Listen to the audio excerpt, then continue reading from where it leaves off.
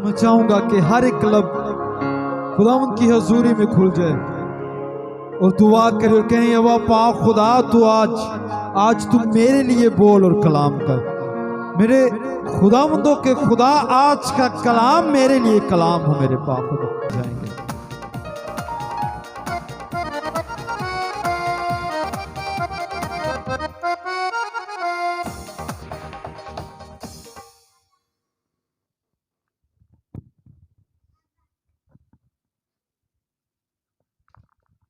मसीह यीशु में आप सबको सलाम। खुदा उनका शुक्र हो आज इन कीमती लम्हों के लिए, इन घड़ियों के लिए उसने में बख्शे हैं। आमीन। सब कहेंगे हालेलुया, फिर कहेंगे हालेलुया, जरा जोर से कहेंगे हालेलुया। ये भी जरूरी है कि खुदा के लोग जब अपने खुदा को पुकारें या उसके नाम की तारीफ करें तो गिरदो नवा में आवाज गूंजनी चाहिए। आमीन। गिरदो नवा में पता होना चाहिए कि यहाँ पर मसीही लोग रहते हैं, यहाँ पर खुदा के लोग रहते हैं, यहाँ पर खुदा के पुकारने वाले रहते हैं, उसको उसके ऊपर ईमान रखने वाले रहते हैं। खुदा उनका शुक्र हो। फिर दिसंबर के लिए कि तमाम कलीसिया, तमाम क्रिश्चियन पूरी दुनिया में एकदम से जैसे दिसंबर शुरू होता ना तो एकदम से जल जाते हैं, एकदम से नजर आना शुरू हो जाते हैं, गली बाजार भरने शुरू हो जाते हैं, गिरदो नवा में लोग बाजार भर जाते हैं, लोग खरीदो फरोख्त करने के लिए निकल पड़ते हैं। 11 माह में जितना पैसा इकट्ठा किया होता है उसको निशावर करने के लिए निकल पड़ते हैं कि अब ये भी लेना है, ये भी लेना है। घरों में से गंदगी को निकालना शुरू कर देते हैं, दीवारें साफ करना शुरू कर देते हैं, खूबसूरत ट्री अपने घरों में लगाना शुरू कर देते हैं, अच्छे कपड़े पहनना शुरू कर देते हैं। ये पूरी दुनिया में ऐसा हो रहा है।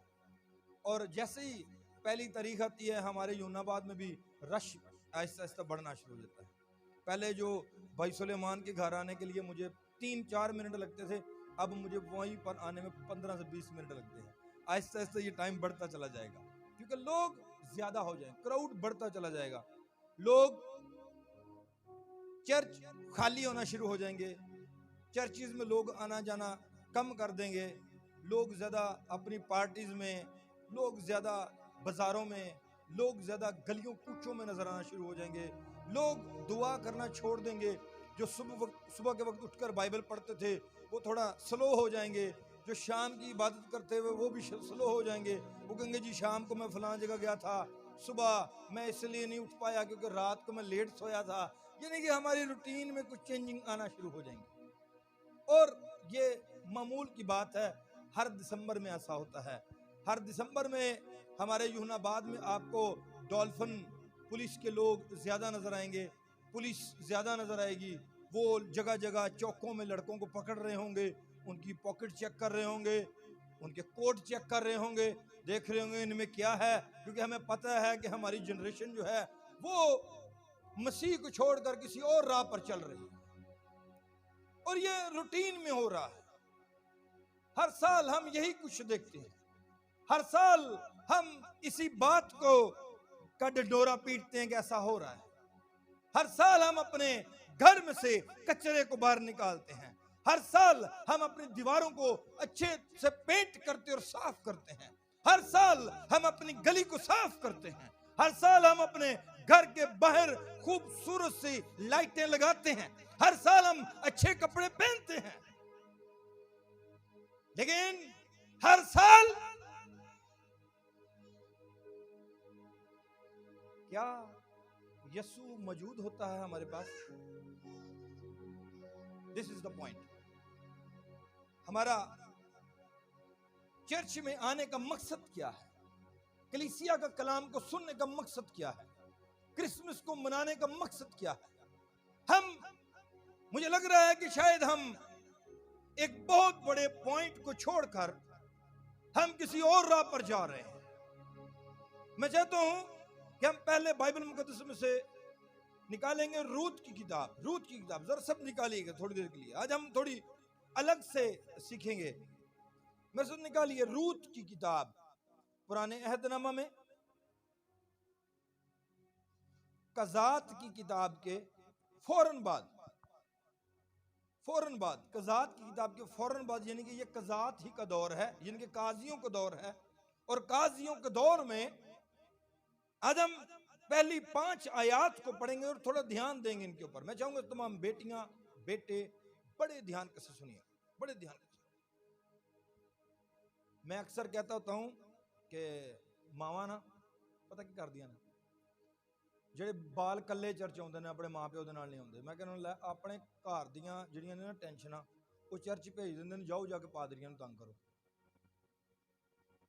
ਮੇਰੀ ਬਾਤ ਸਮਝ ਰਹੇ ਨਾ? मतलब वो टिक के नहीं ना बंदे तो वो भी नहीं कि जिन्होंने माँ प्यो आए हो मेरे अपने बाल नहीं टिकते, लेकिन ये होता है ऐसा कि कम से कम कोई रोकने वाला होना चाहिए उन्हें, ताकि वो उनको चुप कराए बिठाए। बाइबल मुकद्दस में से हम जो पढ़ने वाले हैं रूत की किताब, और उसकी पहली आयत से पढ़ेंगे। ये हमारा क्रिसमस का पहला मैसेज है। मैं चाहूंगा कि इसको पढ़ने में भाई शफकत रहनुमाई करेंगे जी। रूत की किताब उसका पहला बाप और पहली आयत से।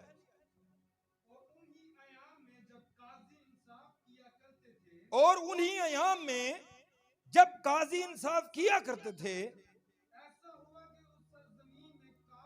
और ऐसा हुआ कि उस सरजमीन में काल पड़ा, और यहूदा के बैतलहम का एक मर्द अपनी बीवी और 2 बेटों को लेकर चला कि मुआब के मुल्क में जाकर बसे। आमिन, रुकेंगे। बाइबल मुकद्दस में अभी हमने जो पढ़ा है आयत को, वहां पर लिखा है कि एक शख्स काजियों के दौर में था, और उस शख्स ने क्या किया कि वो जब बैतलहम में काल पड़ा तो वो बैतलहम को छोड़कर वो मुआब के इलाका में गया। बाइबल मुकद्दस कहती है कि जो बैतलहम है वो जगह है जो दाऊद का शहर है। किसका शहर है? दाऊद का शहर है। और बैतलहम के बारे में लिखा है कि तू यहूदा में सबसे छोटा नहीं है। लेकिन इस शख्स को पता था कि बैतलहम का मतलब है रोटी का घर, फिर भी वो रोटी, रुपया, पैसा और जिंदगी की तलाश में लानत के मुल्क यानी मोआब की तरफ रुख करता है। ये सेम ऐसे ही है कि हम अपने घरों में मसीह यस्सु की बजाय हम दूसरी रसूमात की तरफ रुख कर लेते हैं। बाइबल मुकद्दस में साफ लिखा है कि रूत की किताब में एक शख्स निकलता है बैतलहम में से। कहां से निकला है? बैतलहम में से, खुदा के घर में से। आइए मेरे साथ एक और हवाला देखेंगे, फिर बाद में हम वापस आएंगे। मेरे साथ निकालिए मत्ती रसूल की इंजील, मत्ती रसूल की इंजील उसका 2 बाब,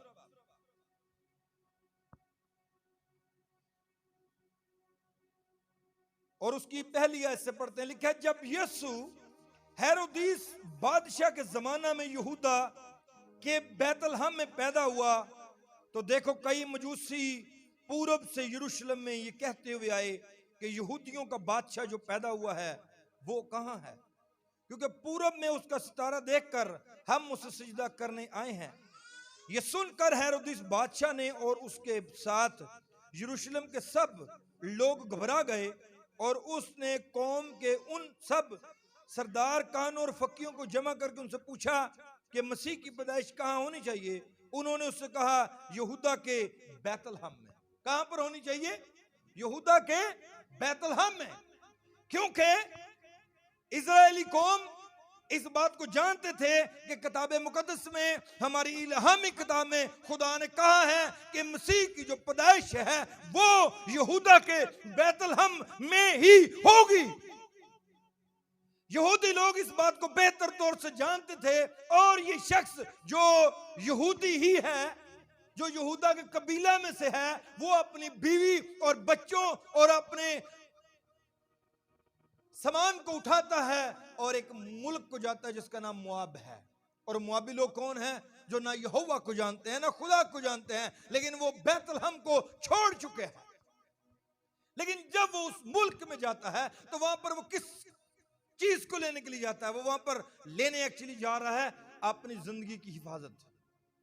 वो वहां पर खाने के लिए जाता है, वो वहां पर कपड़े को पहनने के लिए, क्योंकि उसको पता है कि पीछे जहां से मैं आया हूं वहां पर काल पड़ा हुआ है। लेकिन उसको ये नजर नहीं आ रहा कि जहां पर काल पड़ा हुआ है वही मुझे संभाल सकता है। समटाइम हम अपने चर्च, अपने लीडर्स, अपने बाइबल, अपने ईमान को एक तरफ रख कर उस रुख की तरफ मुड़ जाते हैं जो रास्ता हलाकत की तरफ जा रहा है। इस शख्स को मालूम ही नहीं कि मैं कहां पर जा रहा हूं। ये शख्स सिर्फ चंद लम्हों की खुशी, चंद लम्हों के जरूरियात को पूरा करने के लिए अपना रुख दूसरी तरफ कर लेता है, और जब वहां पर पहुंचता है तो बाइबल मुकद्दस में उसके बारे में कुछ और भी लिखा हुआ है। आइए वापस चलते हैं उसी आयत में जहां से हमने छोड़ा है, वहीं से फिर आगे पढ़ना शुरू करते हैं। कज़ात की किताब, कज़ात की किताब के बाद रूत की किताब और उसका पहला बाप और दूसरी आयत से, और उस मर्द का नाम अली मलक और उसकी बीवी का नाम नोमी है।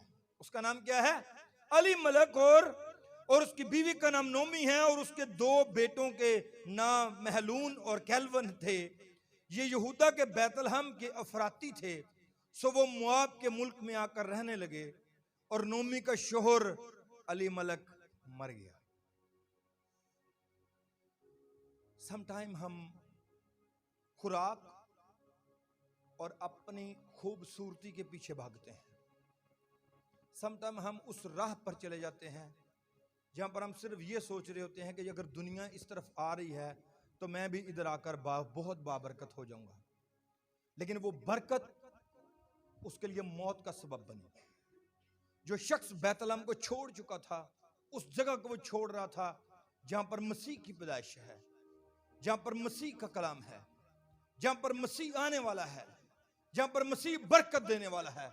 उसने उस एरिया को छोड़ा और वो मुआब के इलाका में गया, तो सबसे पहले वही मरा जो लेकर आया था। फिर आगे सुनिएगा। सो वो मुआब के मुल्क में आकर रहने लगे, और नोमी का शोहर अली मलक मर गया। बस वो और उसके दोनों बेटे बाकी रह गए। उन दोनों ने एक एक मुआबी औरत ब्याह ली। इनमें से एक का नाम उर्फा और दूसरी का नाम रूत था, और वो 10 बरस के करीब वहां रहे, और महलून और कैलवन दोनों मर गए। महलून और कैलवन क्या हुआ? दोनों मर गए। वो दोनों अब दुनिया में नहीं है, ना अली मलक दुनिया में है। क्यों वो दुनिया में नहीं है? हालांकि जब रूत अपनी सास नोमी के साथ अपने मुल्क को वापस जाती है तो वहां पर इनकी तरह के और लोग भी मौजूद हैं, लेकिन वो जिंदा हैं, और वही लोग इनको सपोर्ट करने वाले हैं। उन्हीं ने इनको फिर से दोबारा बाबरकत किया। अली मलक ने जहां पर से निकला था वहीं पर वापस चला गया उसका खानदान। लेकिन जिस मुल्क में वो गए वहां पर वो सिर्फ इसलिए गए थे क्योंकि उनके अपने मुल्क में क्या था? कहत था। क्या था?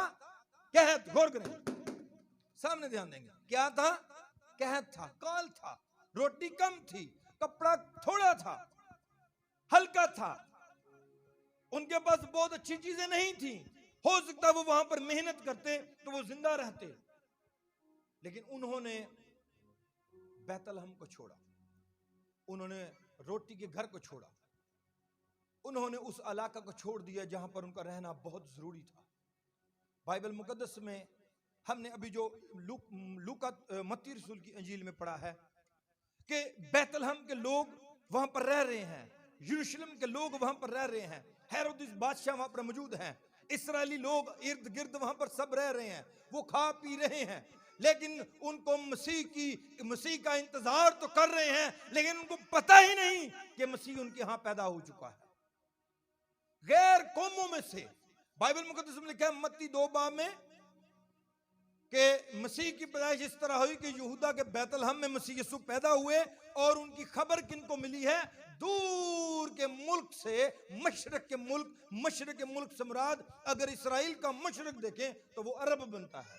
अरब जो इस वक्त का सऊदी अरब है वो उनका मशरक बनता है। अगर आप नक्शा को देखेंगे तो वो मशरक से यानी कि अरब के इलाकों से वो सितारों की पूजा करने वाले लोग वो एक सितारे को चमकता वो देखते हैं आसमान पर और वो निकल पड़ते हैं यहूदा के शहर बैतलहम की तरफ कि वहां पर एक मुनज्जी पैदा हुआ है। हालेलुया।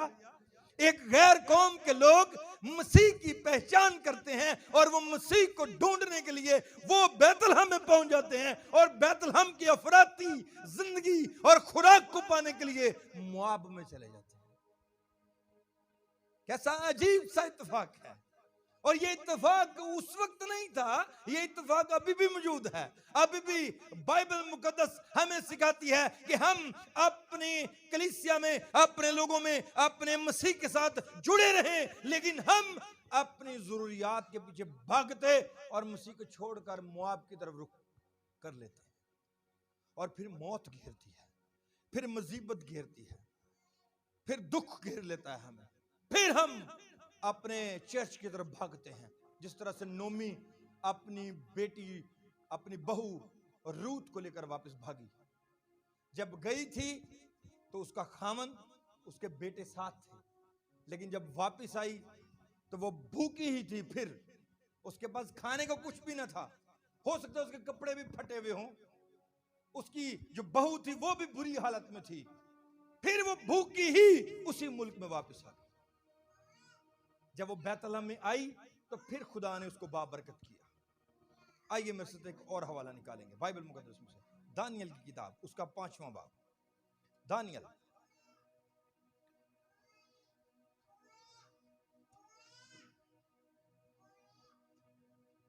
दानियल की किताब और उसका 5वां बाब। बड़े ध्यान के साथ सुनिएगा। बाइबल मुकद्दस में अगर दानियल की किताब को पढ़ें तो यहां पर 4 बाब तक जो बेलिशज़र है इसके बाप का जिक्र है, लेकिन 5वें बाब से नबूकदनेस्सर, क्योंकि इसका बाप था, 5वें बाब को शुरू करते हैं तो उसके बाप का जिक्र बंद हो जाता है। यहां पर उसके बेटे बेलिशज़र का जिक्र होता है। और दानियल जो था ये एक्चुअली जब इस मुल्क में गया तो इसके सबब से नबूकदनेस्सर समझ गया था कि वाकया ही जमीन और आसमान पर सिर्फ एक ही खुदा है और वो इस्राएल का कदूस है। बाइबल मुकद्दस को अगर पढ़ेंगे तो दानियल के बाप को पढ़ते जाएं पहले चैप्टर से, तो बार बार नबूकदनेस्सर इस बात का इकरार करता है कि इस जमीन पर और इस आसमान पर एक ही खुदा है और वो इस्राएल का कदूस है। वो इस बात को समझ गया था। और आखिरी दफा जब उसके साथ खुदा और दानियल का टकराव हुआ तो वो इस बात पर हुआ कि दानियल अपने महल में टहल रहा था और उसने कहा, वाह मेरी बहुत बड़ी मुमलकत है, मेरे बहुत बड़े महल हैं, मेरे पास बहुत कुछ है। तो लिखा है कि खुदा ने उसके लिए ये कलाम जारी किया कि वो एक जानवर की तरह बैल बन गया और उसके नाखून बड़े बड़े थे और उसके बाल लंबे थे और वो कई साल तक वो घास खाता रहा। खुदा ने उसको सिखाया कि मुझसे बड़ा बादशाह कोई नहीं है। लेकिन मैं आपको कहीं और किसी और तरफ लेकर जाना चाहता हूं। बाइबल मुकद्दस में जैसे हम 5वें बाब को पढ़ते हैं तो अगली पीढ़ी का दौर आ जाता है। अब नबूकदनेस्सर की बजाय उसका बेटा बेलिशज़र बादशाह है, लेकिन दानियल जिसका नाम बेलिशज़र है वो वहां पर मौजूद है। और लिखा है बेलिशज़र बादशाह ने अपने 1000 उम्रा की बड़ी धूमधाम से ज़ियाफत की। जिस तरह से हम अब क्योंकि अच्छा वक्त आ गया है, दिसंबर को हम बहुत अच्छा महीना मानते हैं, ब्लेस्ड महीना मानते हैं, बाबरकत महीना मानते हैं, लेकिन इसमें हम मसीह यीशु के साथ उस रिश्ता को मजबूत नहीं करते, बल्कि हम रिश्ते को तोड़कर कहीं और अपना दिल लगा लेते हैं। बेलिशज़र को हो सकता है इसके बाप ने बताया हो कि बेटा मैंने अपनी जिंदगी में ये सीख लिया है कि एक ही खुदा है और वो इस्राएल का कदूस है, इसलिए इसको सजा भी मिली और वो बार बार सजा पाकर बार बार इस बात को समझ गया। और यहां पर लिखा बेलिशज़र बादशाह जब वो बादशाह बन गया, उसके बाप का दौर खत्म हुआ और उसका दौर शुरू हुआ, तो लिखा है उसने अपने 1000 उम्रा की ज़ियाफत की। जब वो अपने 1000 उम्र की ज़ियाफत करता है तो धूमधाम से ज़ियाफत की और उनके सामने से मैं नोशी की। बेलिशज़र ने मैं से मसरूर होकर हुक्म किया कि सोने और चांदी के ज़रूफ जो नबूकदनेस्सर उसका बाप यरूशलेम की हैकत से निकाल लाया था लाएं, ताकि बादशाह और उसकी अमरा, उसकी बीवियां और हुर्मे उनमें मैखोरी करें।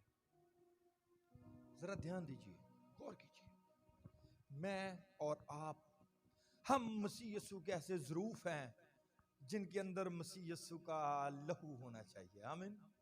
हम ऐसे ज़रूफ हैं जिनके अंदर मसीह यीशु के निजात का कलाम होना चाहिए। हम ऐसे ज़रूफ हैं जिनको मसीह यीशु के लिए इस्तेमाल होना चाहिए। लेकिन यहाँ पर जो खुदा के ज़रूफ थे, जो हैकल के ज़रूफ थे, वो किस लिए इस्तेमाल हो रहे थे? मैखोरी के लिए।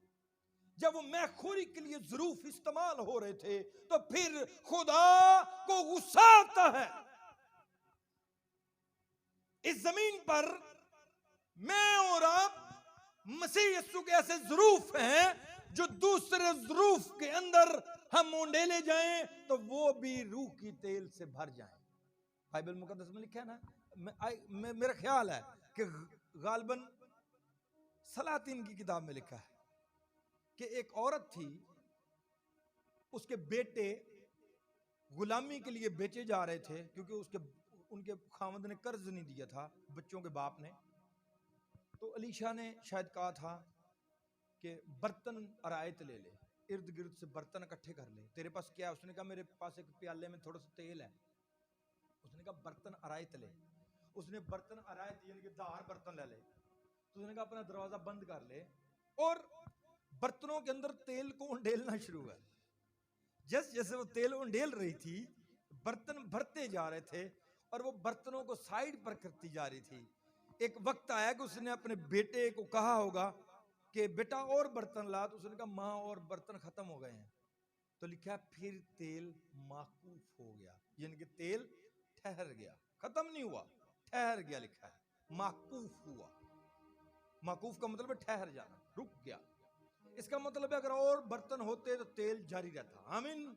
अभी जमीन पर बहुत सारे ऐसे लोग हैं, बहुत से ऐसे बर्तन हैं जिनको खुदा के रूह के तेल की जरूरत है। और याद रखिए, वो औरत एक कलीसिया की शक्ल में है, उसके बच्चे जो कमरे में बंद हैं वो एक खूबसूरत कलीसिया है जो तेल को उंडेल रहे हैं और बहुत से आरायत बर्तनों को भर रहे हैं, और जिनको वो भर रहे हैं उनको वो अलग से रख रहे हैं। अभी वक्त मेरे और आपके पास है कि हम कौन से बर्तन हैं। क्या हमारे अंदर मैं है? क्या हमारे अंदर दुख है? क्या हमारे अंदर मुसीबत है? क्या हम रोटी की तलाश में भाग रहे हैं? याद रखिए, हमें यीशु ने खरीदा हुआ है और हम यीशु के पैरोकार हैं। हमारे अंदर रूह का तेल है, हमें इसको उंडेलना है तब तक जब तक इस जमीन पर आखिरी इंसान बाकी न रह जाए। हालेलुया। और हमें दूसरों को भरना है, ना कि हम खुद एक ऐसे बादशाह के हाथ में आ जाएं जो हमें मैनोशी के लिए इस्तेमाल करे, और वो बादशाह इब्लीस है।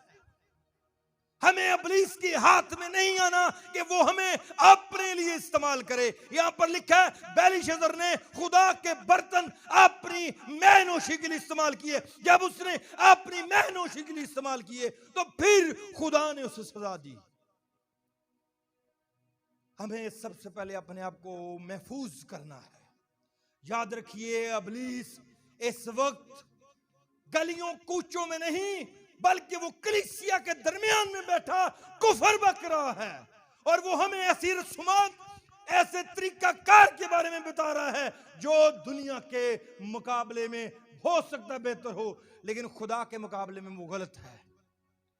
इसलिए अपने आप को समझिए, खुदा के कलाम को समझिए और देखिए हम किस राह पर जा रहे हैं। क्या मैं रोटी की तलाश में मुआब की राह पर जा रहा हूं? कहीं ऐसा ना हो कि हम बैतलहम को छोड़ दें। और जब इस्राएल के लोगों को गुमान भी न था, वो सब लोग सोए हुए थे, एकदम से वहां पर कई मजूसी आए। उनकी गलियों में ऊंट चल रहे थे, उनके गलों में बड़े घंटे खटखटा रहे थे, टन टन टन। वो लोग निकल निकल कर देख रहे होंगे कि ये गैर कौम के लोग हमारे मुल्क में क्या कर रहे हैं, वो यही सोच रहे होंगे।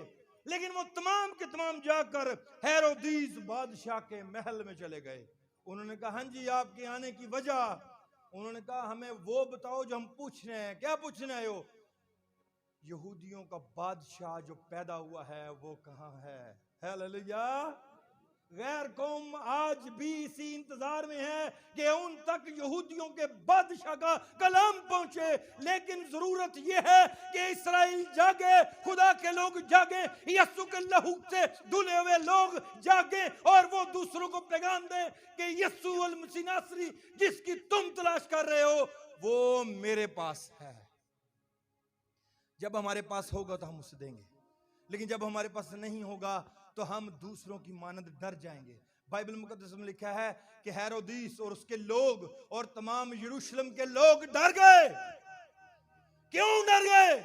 इसलिए कि नागहान वहां पर एक बादशाह पैदा होता है और किसी को खबर भी नहीं, किसी को खबर ही नहीं। हेरोदिस खुद डर गया और गैर कौम के लोग उनसे पूछते हैं यहूदियों को जो बादशाह पैदा हुआ वो कहाँ है? उनका क्यों? उनका हमारा काम ये है कि हम उसे सजदा करने के लिए आए हैं। हालेलुया। गैर कौमें उसे अपना खुदा मानने के लिए आई है। सजदा सिर्फ खुदा को ज़ेबा है, वो उसको सजदा करने के लिए आए हैं। याद रखिए बहुत से लोग इस इंतजार में हैं कि वो मसीह यीशु की तरफ आएं और उसे सजदा करें। याद रखिए अगर हम अपनी राह को छोड़ देंगे तो हम कुछ भी नहीं पा सकते। अली मलक ने कुछ नहीं पाया, वो मोआब के मुल्क में मर गया, उसके बेटे मोआब के मुल्क में मर गए। वो अपने मुल्क को देखने के लिए आखिरी रात को तरस रहे होंगे कि खुदावंद मुझे थोड़े दिनों की मोहलत दे दे कि मैं अपने मुल्क में वापस जाऊं और बैतलहम को देख लूं, क्योंकि मसीहा वहीं पर आने वाला है। लेकिन वो जा नहीं पाए। खुदा ने उन्हें अगला दिन नहीं दिया, खुदा ने उन्हें अगला टाइम ही नहीं दिया। खुदा ने उसी रात उनकी रूह को उनके बदन से अलग कर दिया। वो उम्मीद की हालत में तो मरे, क्या ऐसा हो सकता है कि हम वहां पर जाएं, लेकिन उनकी उम्मीद नाउमीदी में बदल गई क्योंकि उन्होंने अपना रुख चेंज किया था। अब वक्त है कि हम किस रुख पर जाते हैं। आइए चंद लम्हे अपने लबों को खोलकर दुआ करें और अपने दिल में झांकें कि आया मेरे सबब से कोई और बर्तन जो मैंने आरायत लिया है, क्या मैं उसे तेल से भर पाया हूं, या मैं इब्लीस के हाथ में हूं और मुझ में मैं खोरी की जा रही है, मुझे नशा के लिए इस्तेमाल किया जा रहा है, मुझे खुदा के कलाम के खिलाफ इब्लीस इस्तेमाल कर रहा है। आइए चंद लम्हे अपने आप को खुदा के हुज़ूर रख दीजिए और कहिए कादिर मुतलक मैं चाहता हूं कि इस बार जब क्रिसमस आ रहा है तो मेरे दिल में एक तेरा कलाम सितारे की मानद चमक उठे और मैं तुझसे तेरे रूह से मामूर हो जाऊं और मैं बहुत सारे लोगों को तेल से मामूर करने वाला बन जाऊं। Praise the Lord. आइए दुआ करना शुरू करें, आइए अपने लबों को खोलना शुरू करें। कहीं अली मलक की तरह हमारे पास टाइम बस इन्हीं दिनों का हो। आइए अपने आप को तैयार कर लें। कहीं कादिर मुतलक मैं अब बैतलहम को छोड़ना नहीं चाहता, मैं जागना चाहता हूं, मैं उन इजराइलियों की तरह सो जाना नहीं चाहता। यहूदा के इलाका में तमाम के तमाम सो रहे थे, लेकिन वो लोग जो कई रातों से सफर कर रहे थे वो जाग रहे थे एक्चुअली रूहानी तौर पर, इसलिए वो बादशाह की तलाश में थे। आइए अपने बादशाह को तलाश करें और उसे पालें। बाइबल में लिखा है जो उसे ढूंढते हैं वो पा लेते हैं। आइए अपने खुदा को ढूंढें और पाएं ताकि अबदी जिंदगी हमारी हो जाए। Praise the Lord Jesus. आइए चंद लम्हे अपने हाथों को बुलंद करके दुआ करना शुरू करेंगे। थोड़ी देर के लिए दुआ करेंगे, थोड़ी देर के लिए सोचना छोड़ दीजिए कि आपकी दुआ साथ वाला सुन लेगा, बल्कि ये सोचिए कि मेरा आसमानी रब मेरी दुआ सुनेगा, मेरा बादशाह मेरी दुआ सुनेगा। मैं बादशाह को सजदा करने के लिए आज हैकल में मौजूद हूँ। मैं आज बैतलहम के उस दायरा में हूँ जहाँ पर मसीह का कलाम है, जहाँ पर आसमान पर फरिश्ते गा रहे हैं, जहाँ पर वो अजीब तौर से वो गोलों के गोल गा रहे हैं और वो मुझसे कलाम कर रहे हैं कि तेरे लिए एक मुनज्जी पैदा हुआ है और मुझे उस मुनज्जी को जानना है, मुझे उस मुनज्जी को पहचानना है। वो इस जमीन पर फक्त पैदा होने के लिए नहीं आया, बल्कि वो मेरे लिए और मेरे गुनाहों के लिए मौत को गले लगाने के लिए आया है। और सिर्फ मौत को वो गले ही नहीं लगाता, बल्कि मुझे मुझे वो बीमारियों से अलग भी करता है। वो मुझे सिर्फ बीमारियों से अलग ही नहीं करता, मुझे वो निजात भी देता है। और मुझे सिर्फ वो निजात ही नहीं देता बल्कि मुझे वो अब्दी जिंदगी भी देता है। मुझे सिर्फ वो अब्दी जिंदगी नहीं देता, मुझे वो अपने जैसा भी कर लेता है। बाइबल में लिखा है जैसा खुदावंद है हम उसकी मानंद हो जाएंगे। एक्चुअली वो नहीं, वो बैतलहम में इसलिए आया ताकि मुझे वो अपनी मानद कर ले। समझिए इस बात को, वो हमें अपनी मानद करना चाहता है। वो यीशु हमें अपनी मानद करना चाहता है, हमें वो नूरानी करना चाहता है, हमारे अंदर वो इत्मीनान रखना चाहता है, हमारे अंदर से वो जंग को खत्म करना चाहता है, हमारे अंदर से वो काल को खत्म करना चाहता है, हमारे अंदर से वो गुनाह को खत्म करना चाहता है, हमारे अंदर से वो ना उम्मीदी को खत्म करना चाहता है। So let's a prayer. आइए अपने लबों को खोलकर दुआ करना शुरू करें। कहिए जलाल के बादशाह, मैं चाहता हूं कि मैं जाग जाऊं, मैं रूहानी तौर पर जागा हुआ रहूं। जब तू आए तो मैं तेरे इस्तकबाल के लिए सबसे पहले आगे हो जाऊं। और अबुल फाज, मैं नहीं चाहता कि यरूशलेमियों की तरह वो सोए हुए थे और गैर कौमों के मजूसियों ने उन्हें खबर दी कि बादशाह पैदा हो चुका है। वो सवाल कर रहे हैं कि बादशाह कहाँ है। ओ ऋषाबादा खारस हो रिकाता खा मंदूर प्रीशाबा खा मंदारा लगा दगा रसी। आइए चंद लम्हे रूह में होकर दुआ करना शुरू करें। खुदा के रूह के, खुदा के मसा को जो बह रहा है, इसे अपने अंदर लेने की कोशिश करें। ओ लाज़ाबादूरी खिंचे प्रीशाबा खा मंदारा लगा दगा रसी। आइए चंद लम्हे खोलेंगे लबों को और सब दुआ करना शुरू करेंगे। जो खुदा के रूह से ममूर हैं, खुदा की बख्शिश में दुआ करना शुरू कर दें। ओ राशंधारा ला सबद रखी प्रीशाबा खा मंदो राबाबदरस रिशागारा लगदगारा समंधरो लबरसबे होली शंधारा ला सदा खर लबरस जलाल के बादशाह तेरी तमजीद हो। होरी खाबा दो बखमंदो रखी। यीशु के नाम से मेरे मालिक तुझे मुबारक कहते हैं। जलाल के बादशाह तुझे धन्यवाद भात कहते हैं। तू भला है, तेरी शफकत अब्दी है, तू अजीम है। तू चाहता है कि हम मुआब के रुख पर न जाएं बल्कि बैतलहम में रहें और मसीह के साथ अब्दी जिंदगी पाए। Praise the Lord Jesus. Thank you Lord Jesus. मैं चाहूंगा खुदा के बंदा से इल्तिमास करूंगा कि वो सामने आ जाए। पास्टर सुलेमान सामने आ जाएंगे। Praise the Lord Jesus. आइए चंद लम्हे हम दुआ करते रहें। Thank you Lord Jesus. Hallelujah.